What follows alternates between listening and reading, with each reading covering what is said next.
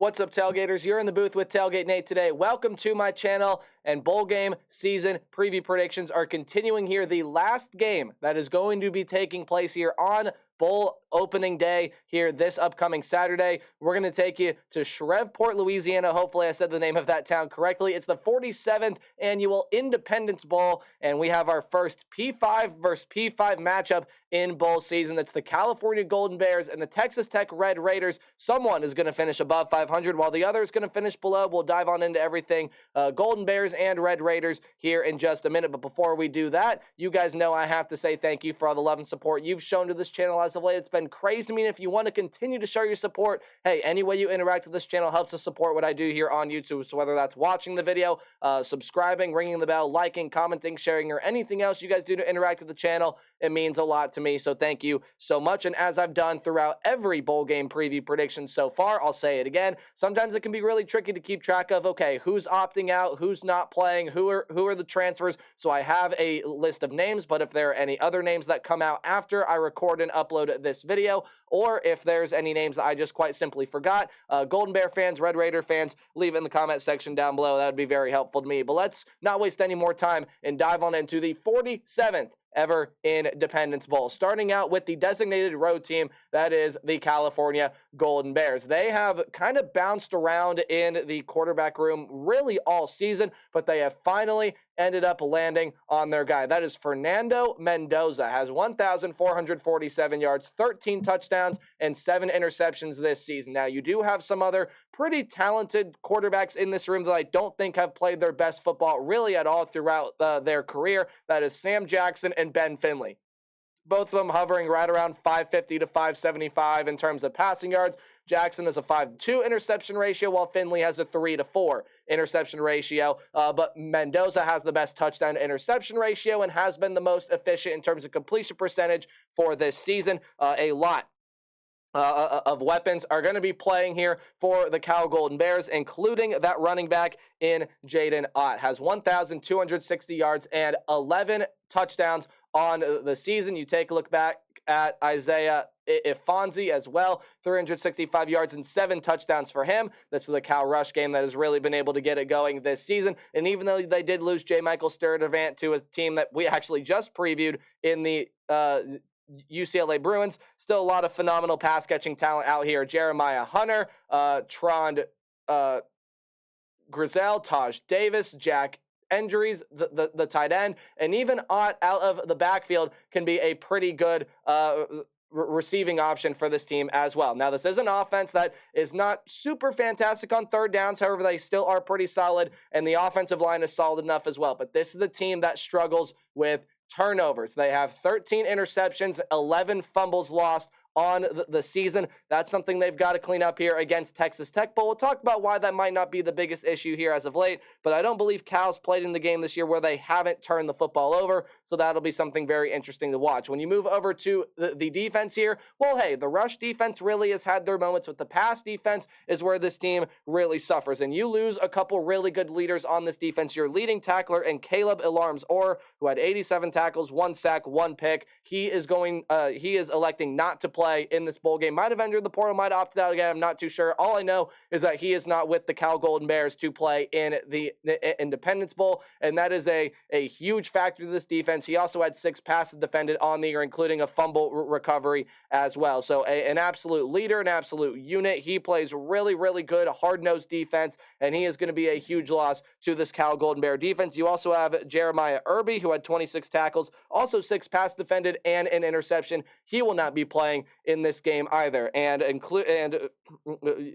going to lose one of your best secondary members in Irby here for a secondary that allows pretty close to 300 yards per game this season. They're hovering right around 280, as you see there, 282.5 yards per game through the air is what this secondary allows. That's definitely going to have to step it up, but they generate a fair amount of pressure, and the turnovers have been forced by this Cal Golden Bear team as well. 11 picks, but 14 fumbles recovered recovered. That could be trouble for a Texas Tech offense that has had their turnover troubles so far this season as well. 21 turnovers on the year, and we'll talk about the defense in a little bit and why that might be a problem. But Texas Tech has had their turnover troubles as well. Tyler Shough has entered the transfer portal again. He started out this season as the starter, ended up being downgraded to the backup this year. So Baron Morton has been that starter this year, and he will be the starter for the bowl game. 1,498 yards, 12 touchdowns, and 7 picks so far this season on a 62% completion percentage.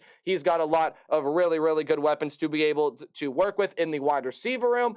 At least you have your leading receiver back, and that leading receiver being Xavier White. 34 catches, 495 yards, and 1 touchdown. But the 2 guys that lead this team in touchdown receptions are not going to be playing here in the bowl game. That's Jerand Bradley with 36 catches, 431 yards, and 4 touchdowns. And that's also Miles Price, probably the best wide receiver in this room. 43 catches leads the team, 5 touchdowns leads the team, and he's third on the team in receiving yards, right there with White and Bradley. Had 410 yards on the season. So guys like Eakin and Brown and McCray are going to have to step up, and so is the offensive line going to step up against a Cal Golden Bear pass rush that has really started to find themselves here as of late. But the Texas Tech defense, did want to talk about them for the reason that, hey, Cal does turn the ball over a lot, and it's not really a lot of forced turnovers, it's Cal making mistakes. This is the Texas Tech defense that doesn't really force turnovers.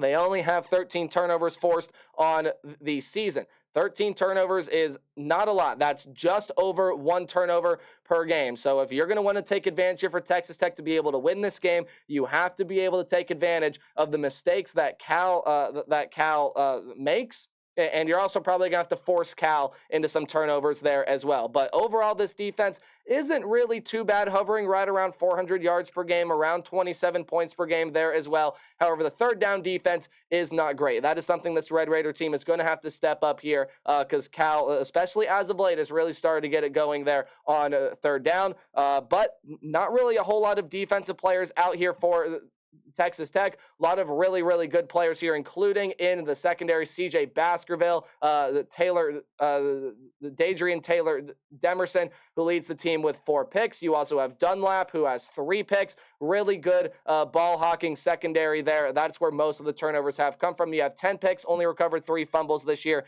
Cal's got to be careful throwing the football. This all is going to lead me into my what to watch for, kind of like your keys to the game. Just some things I think you should keep an eye on while you're paying attention to this one. I have just some overall things to talk about with Cal. The offense really, to me, has never looked better. They finally started to find their rhythm at quarterback here now that Mendoza is in the system. He's gotten going. Jay Knott is a 1,200-yard rusher this year. He's really started to find his rhythm, and this is the wide receiver room that's really starting to get off on their routes and starting to run really, really well, especially with yards after the catch. So this is an offense, especially even with the offensive line, that has stepped up and played well as well. The one thing this offense still just has to try to limit is those turnovers. If it can do that here, I think this offense is playing the best football it's played all year. It is definitely going to give it to this Texas Tech Raider defense, but the offensive line, or not the offensive line, but the offensive line playing well, you got to be able to limit those turnovers, though. That is the big thing. The defense, you have to key in on Taj Brooks. That is a really good player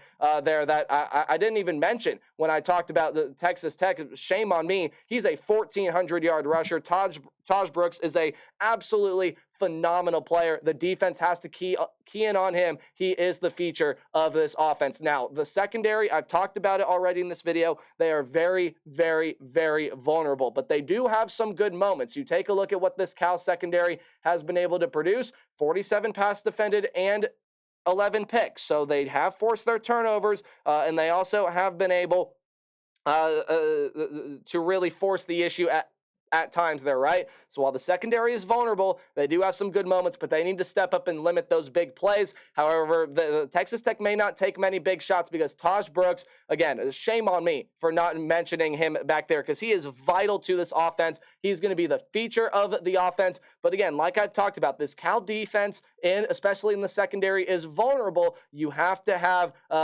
Baron Morton take advantage of that and be able to hit some shots down the field. Even though your second and third leading receivers are out, you still do have Xavier White here, who can be a really good deep ball threat. You need to take advantage of that and hit some shots down the field. Don't let the run game break through, and I'm talking about the Cal run game. Don't let Jay not get going. Don't let some of these other running backs get going here. That's going to be a huge part. Texas Tech has kind of been a little bit of a shaky run defense, has been a little bit shaky there in the pass rush as well. So that defensive front, step up, stop the run, force pressure, but especially don't let Jay not hit those explosive plays down the field and make Cal pay for the turnovers. Cal is a team that is just going to turn the football over. They've done it all season long, and they give me no reason to believe they won't do it here. Texas Tech is a defense that doesn't force turnovers, so you need to take advantage of every opportunity you get, and I think Texas Tech will. I think Cal is going to lose the turnover battle, and I think it is going to pay huge dividends